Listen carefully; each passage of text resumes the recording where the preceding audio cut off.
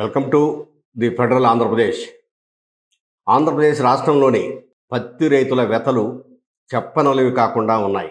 పత్తి రైతులను ఆదుకోవడంలో ఒక విధంగా ప్రభుత్వం చేస్తున్న ప్రయత్నాలు ఇప్పటికీ ఫలించడం లేదు.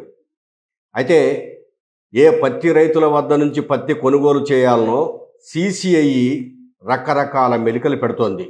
మాయిశ్చరైజర్ అంటే ఈ పత్తిలో తేమ శాతం ఎంత ఉండాలి అనే దాని మీద రకరకాల మెలికలు పెడుతూ తడిసిన పత్తిని మేము కొనుగోలు చేయమంటూ రైతులను నానా ఇబ్బందులు పెడుతుంది సిసిఐ.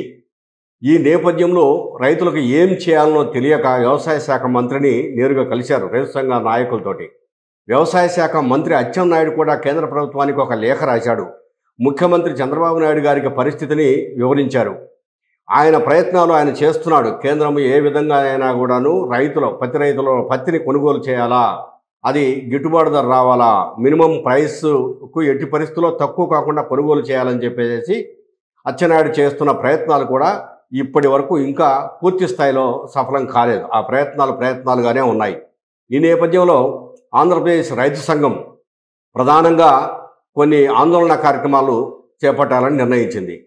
డిసెంబర్ 1వ తేదీన అన్ని జిల్లాల కలెక్టర్ కార్యాలయాల్లో కలెక్టర్ను కలిసి అర్జీలు ఇవ్వాలనేది ఒక నిర్ణయం తీసుకున్నారు.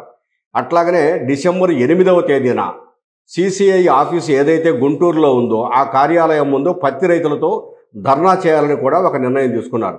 కానీ నిజానికి మినిమం సపోర్ట్ ప్రైస్ అందకపోవడం అనేది దారుణంగా ఉందని చెప్పేసి రైతులు వాపోతున్నారు. ఒక ఎకరాకు పత్తి పండించాలంటే మినిమం 8,000 నుంచి 8,500 రూపాయలు ఖర్చు అవుతుంది. కానీ ఈ ప్రభుత్వం నిర్ణయించినటువంటి మినిమం సపోర్ట్ ప్రైస్ అది కూడా ఏంటి, వాళ్ళు హయ్యెస్ట్ చెప్పుకుంటున్నారు. ఏంటి, 8,010 రూపాయలు మేము ఇస్తున్నామని. అదేంటి 8,010 రూపాయలు అనేది 8% మాత్రమే మాయిశ్చరైజర్ ఉంటే, కానీ 8% మించి పైకి వెళ్ళిపోయింది అనుకో తేమ శాతం పత్తిలో, ఈ తేమ శాతం పెరిగే కొద్దీ రైతుకు ఇవ్వాల్సిన రేటును సిసిఐ వాళ్ళు తగ్గిస్తామన్నారు. ఈ విధంగా తగ్గిస్తూ పోవడం వల్ల చివరకు వాళ్లకు క్వింటాకు అందుతున్నది 7,121 రూపాయలు. మేము 8,500 ఖర్చు పెట్టి పంట పండిస్తున్నామంటే 7,021 రూపాయలు మేము తీసుకుని ఏం చేయాలి? అదైనా సిసిఐ వాళ్ళు కొనుగోలు చేస్తున్నారా అంటే కొనుగోలు చేయడం లేదు, నాకు ఇబ్బందులు పెడుతున్నారు, మేమేం చేయాలని చెప్పేసి రైతులు ఆవేదన వ్యక్తం చేస్తున్నారు. ఈ విషయంలో రాష్ట్ర ప్రభుత్వం పూర్తి స్థాయిలో చొరవ తీసుకోవాలి. కేంద్ర ప్రభుత్వం సిసిఐకి చెప్పి సిసిఐ తప్పకుండా కొనుగోలు చేయించాలి. ఇప్పుడు సుమారు 2 లక్షల టన్నుల వరకు సిసిఐ వద్ద స్టాకు ఉంది. ఈ స్టాకును వెంటనే విదేశాలకు ఎగుమతి చేయడం కానీ, లేదు టెక్స్టైల్ పార్కుల్లో అమ్మి రైతులకు వెంటనే డబ్బులు చెల్లించాలనే డిమాండ్ కూడా రైతుల నుంచి వస్తూ ఉంది. కొనుగోలు చేసిన వెంటనే రైతులకు డబ్బులు చెల్లించాలి. తప్పనిసరిగా సిసిఐ రాష్ట్రంలోని పత్తి రైతు వద్ద ఉన్న ప్రతి ఒక్క పత్తిని ప్రతి ఒక్క క్వింటాను కొనుగోలు చేయాలి. ఇందులో ఒక చిన్న మెలిక ఏంటంటే, ఈ పత్తిలో 4-5 రకాలు ఉన్నాయి, ఎక్కువ రకాలు ఉన్నాయి, సుమారు 10-12 రకాల వరకు. కానీ ఈ రాష్ట్రంలో వేసేది ఖచ్చితంగా ఒక 4 నుంచి 5 రకాలు మాత్రమే. ఈ 5 రకాలలో ఈ సిసిఐ వాళ్ళు ఏం చేస్తారు, కొనుగోలు చేసేటప్పుడు పింజ అంటే పత్తి పింజ అంటారు. ఈ పత్తి పింజ అంటే ఇది పత్తిని మనం తీసుకొని పరిశీలించినప్పుడు దాని పొడవు అంటే మిల్లీమీటర్లు ఎంత పొడవు ఉంది పత్తి అనే దాన్ని బట్టి ఈ రేటు నిర్ణయించి కొనుగోలు చేస్తూ ఉన్నారు. ఇది దారుణము.